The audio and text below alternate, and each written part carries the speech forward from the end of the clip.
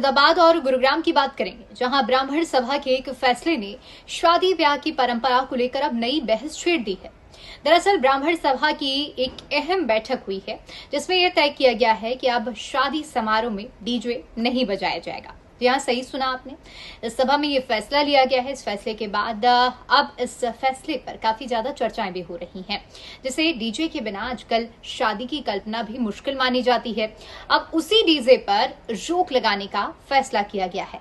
इस बैठक में समाज के कई वरिष्ठ लोग और पदाधिकारी शामिल हुए थे, जहां विस्तार से इस मुद्दे पर चर्चा किया गया और चर्चा के बाद ये निर्णय लिया गया है कि डीजे की तेज आवाज से न सिर्फ ध्वनि प्रदूषण बढ़ता है, बल्कि कई बार ऐसा भी देखा गया है कि ज्यादा तेज डीजे बजने की वजह से झगड़े और विवाद की स्थिति भी बन जाती है, जिसकी वजह से कई बार ऐसा देखने को मिला है कि शादी ब्याह का और अच्छा समारोह हो रहा होता है, लेकिन डीजे की वजह से माहौल तनावपूर्ण हो जाता है। सभा के सदस्यों का कहना है कि शादी जैसे पवित्र और पारंपरिक आयोजन में शोर शराबे की बजाय सादगी और संस्कारों को प्राथमिकता दी जानी चाहिए।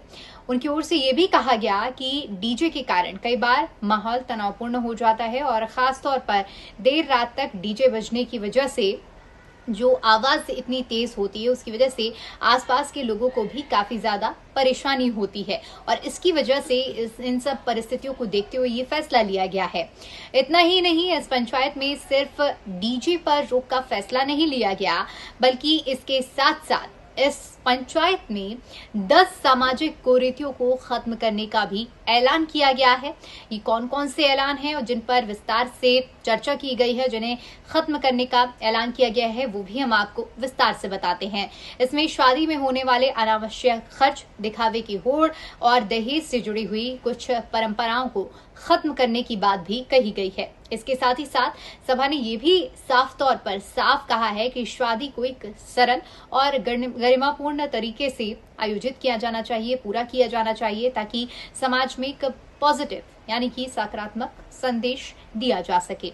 दरअसल हाल ही के दिनों में ऐसे कई मामले सामने आए हैं जहां पर डीजे को लेकर बहुत सारे विवादों के मामले हमने देखे और विवाद कितना ज्यादा बढ़ गया कि बात मारपीट तक आ गई। और ऐसी ही कुछ घटनाओं को देखते हुए, ध्यान में रखते हुए ये सख्त फैसला लिया गया है।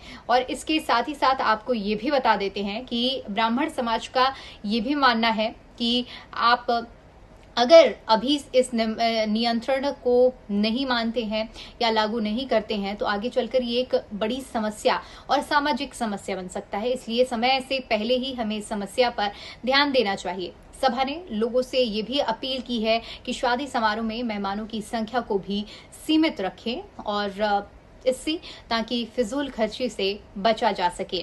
उन लोगों का ये भी कहना रहा है इस बैठक में कि आजकल हम देखते हैं कि शादियों में दिखावे के चक्कर में लोग जरूरत से ज्यादा खर्च कर देते हैं और अपनी आर्थिक स्थिति से भी ज्यादा खर्च कर देते हैं, जिसके बाद उन्हें आर्थिक दबाव पड़ जाता है। और इसीलिए ये फैसला इस बैठक में लिया गया है कि ऐसे अब हमें इस दिशा में कदम आगे बढ़ाना चाहिए।